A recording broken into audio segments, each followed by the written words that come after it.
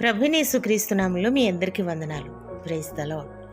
ఈ ఉదయకాల సమయంలో దేవుని యొక్క వాక్యాన్ని చదువుకుందాం. సామెతల గ్రంథము 28వ అధ్యాయము 25వ వచనం. యెహోవా యందు నమ్మకముంచువాడు వర్ధిల్లును.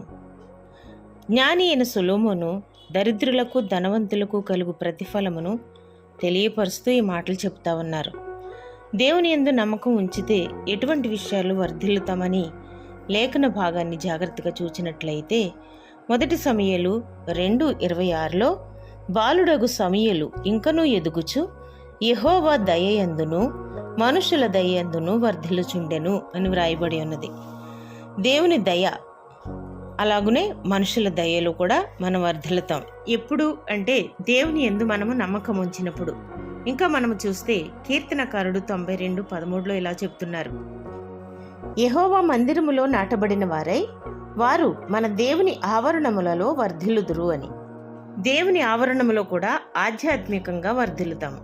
అలాగే లూకా సువార్త 2:52 చూస్తే యేసు జ్ఞానమందును వయస్సునందును దేవుని దయయందును మనుషుల దయయందును వర్ధిల్లుచుండెను.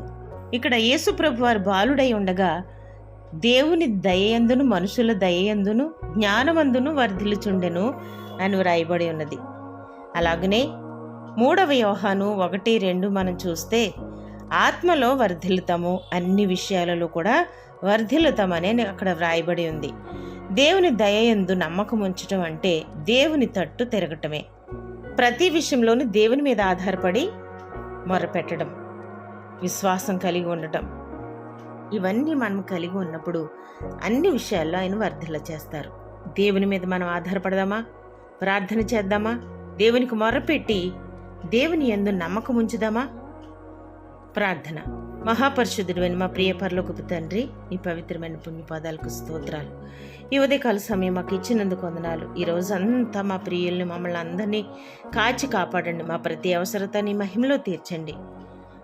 ప్రతి పనిలోనూ మీరు దీవించండి. బలహీనులుగా ఉన్న వారిని మీరు ముట్టి స్వస్థపరచండి.